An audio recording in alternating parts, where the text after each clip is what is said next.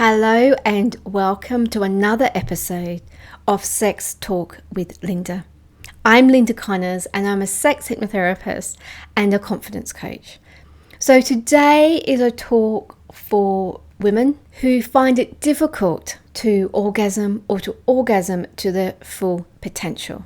I also invite men to listen as well because it may provide more information about the sexual journey of a woman.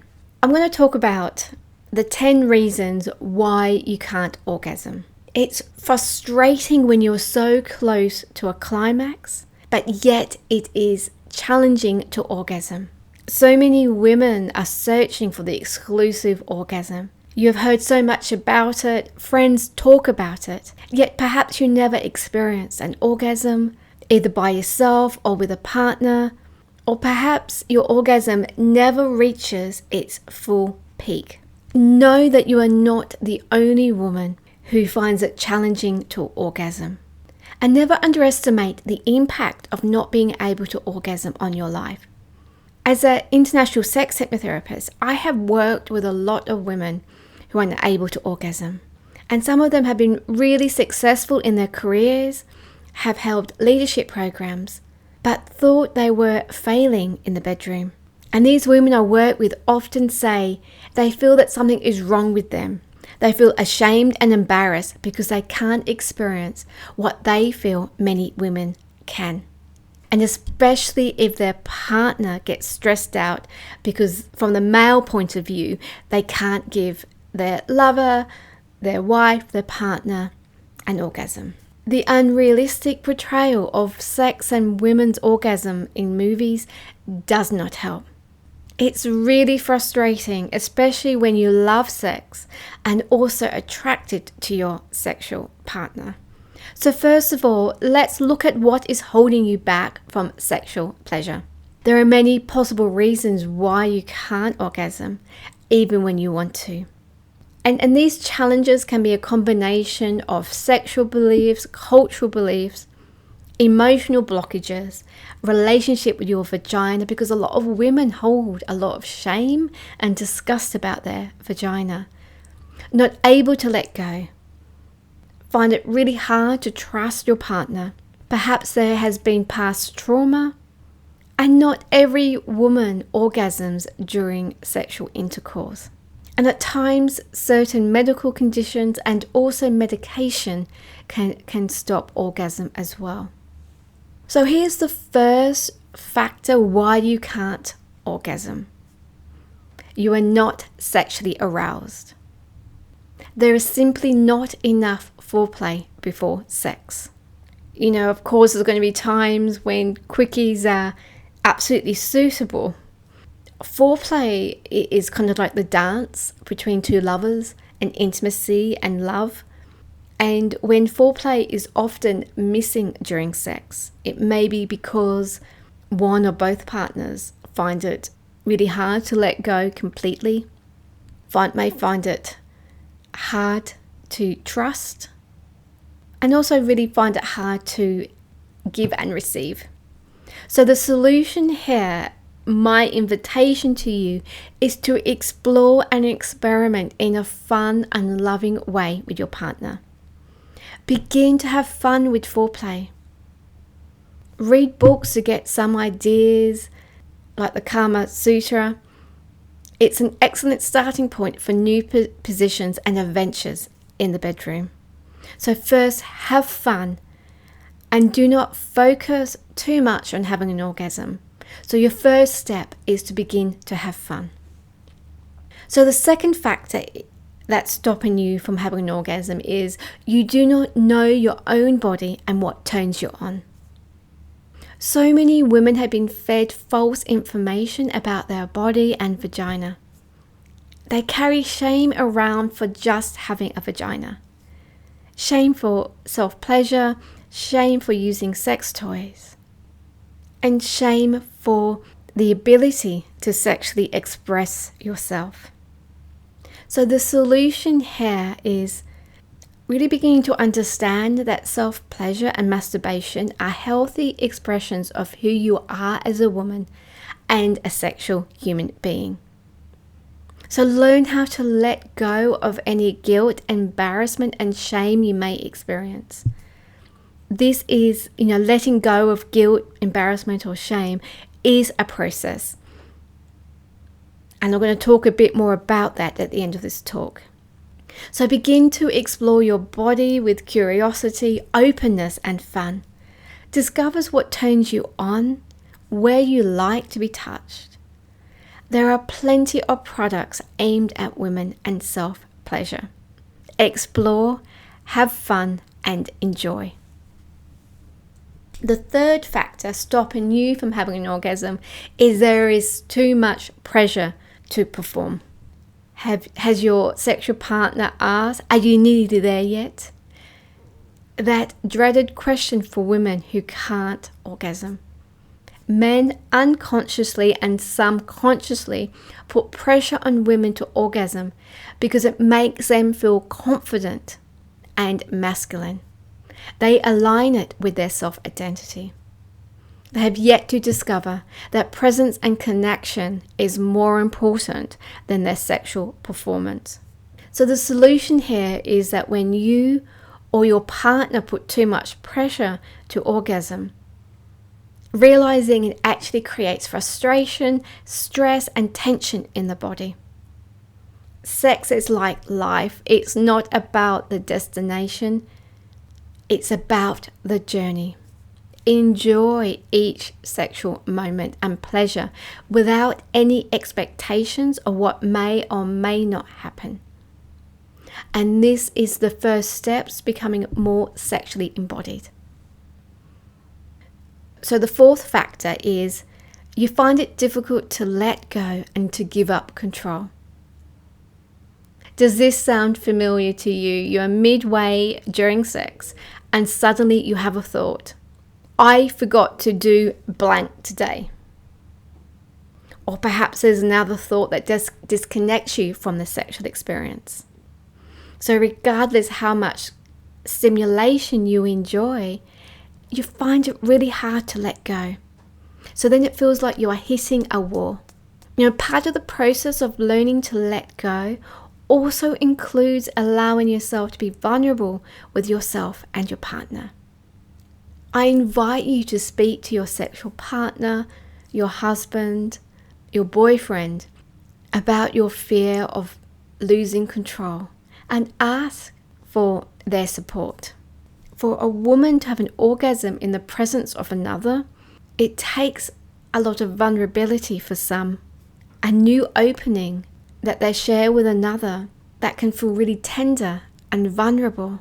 And when the fear or the inability to let go, or you're feeling sexually anxious, your body naturally tenses and you tend to hold on to your breath. So this makes it even more harder to let go. The more relaxed you are, the more likely you can let go. So learn to get more comfortable about being vulnerable with your partner, step by step.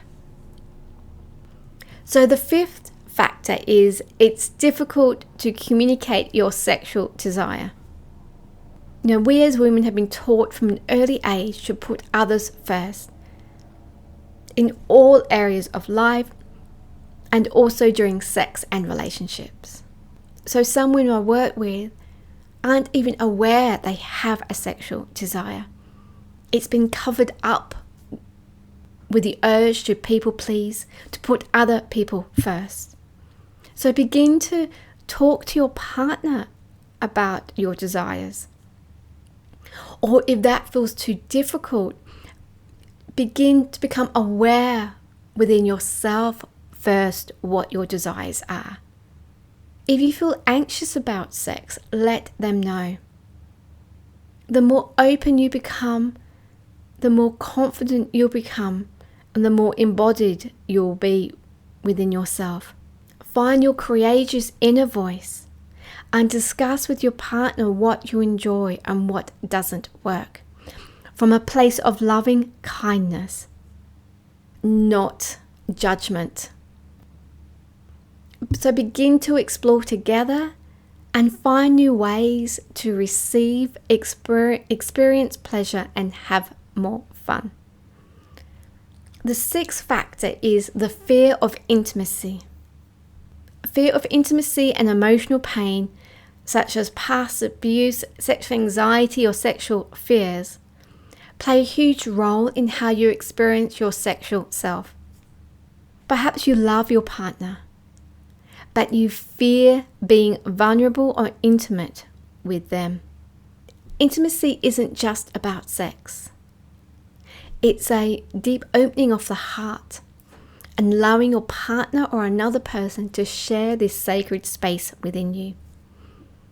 And this is really difficult for women who may be carrying shame, sexual fears, and are too scared to get emotionally close to others. So it's only natural that when you fear intimacy, sex can feel really intimidating. I invite you first to become aware of what your fears are, and then begin to speak about these fears with your partner in a way that feels right for you. By speaking out loud, by sharing words with another, it helps to bring the unconscious into the conscious.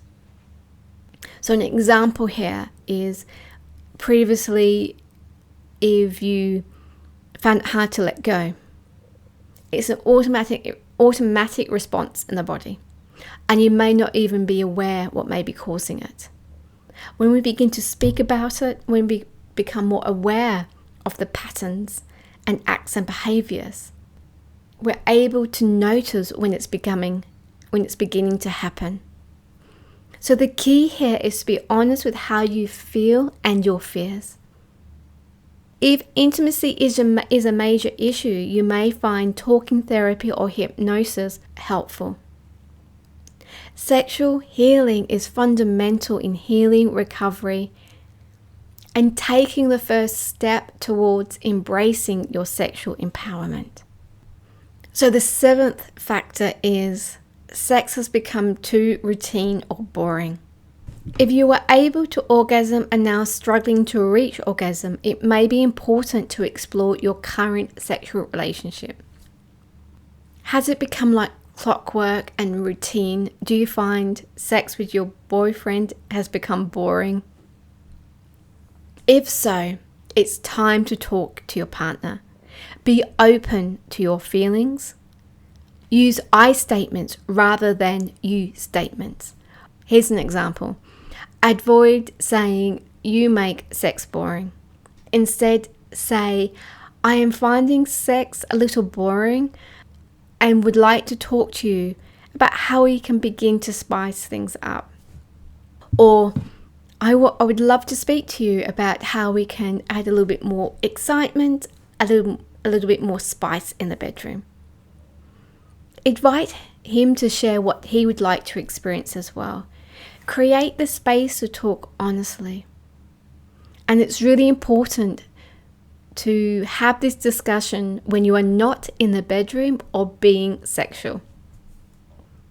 The eighth factor is sex is not the only way. Lots of women do not orgasm during penetration. This is natural and normal. Perhaps you can achieve orgasm during foreplay, sex toys, or self-pleasure. I once had a woman come to see me a couple of years ago. I'm changing the details to respect confidentiality here. She was recently married, and her partner was really concerned that she wasn't having an orgasm during every sexual experience. So she came to me feeling like something was wrong with her. And we talked, and we looked at her sexual history, and that even though she doesn't orgasm all the time or with every sexual experience, she still really loves and enjoys sex. So this was more about her husband having to change his perception of what was right for her sexual experience. Number 9, you are held back by unconscious sexual inhibitions, and beliefs. Oh my goodness, so much uninvited emotional baggage has been placed on women about sex. This emotional baggage can come from other women, religions, society, cultural men, and from one generation to the next. And for some women, this baggage may cause them to play small and passive in the bedroom. On an unconscious level, you may believe you shouldn't enjoy sex, or perhaps you will just have sex to please your partner. So you may notice a common theme here is if you're in a relationship, to be open with your partner about these fears and blocks. Because once again, this will make the unconscious conscious. I invite you to write a list of your current sexual beliefs. Now, some of these may be perhaps, I feel dirty during sex. Sex is disgusting. My vagina is disgusting. My vagina has a strange smell. Women shouldn't experience pleasure during sex. And I'm sure there are many others. Then write a new list and beliefs of how you want to experience sex going forward, how you want to show up, how you want to enjoy orgasms.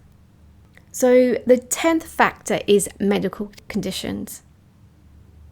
So some medical conditions or medication can cause sexual issues and also the inability to orgasm. So it's really important to speak with your doctor to rule this out.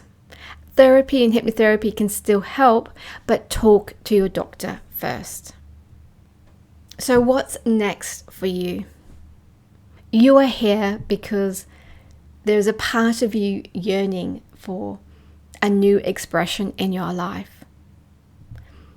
You know, dear wild woman, deep within your inner caves, there is an unlived part of you yearning for more. Yearning to express yourself sexually, yearning to tear up society's rulebooks and write a new one more aligned with your women's sacred power, more aligned with your feminine sacred power. Learning to have an orgasm isn't just about the physical act, it's also the sacred journey into who you are as a woman. And part of this journey is also diving into the caves of shame, fears, anxieties, guilt, as well as your amazing, beautiful feminine sexual energy, becoming more embodied and have a more deeper, loving relationship with yourself, your body, and your vagina. If you would like to dive deeper than traditional hypnosis, I invite you to contact me to schedule a safe and confidential 30-minute call with me. My details are listed below this video, and I really look forward to hearing from you if that feels right for you. So take care, enjoy, and have fun.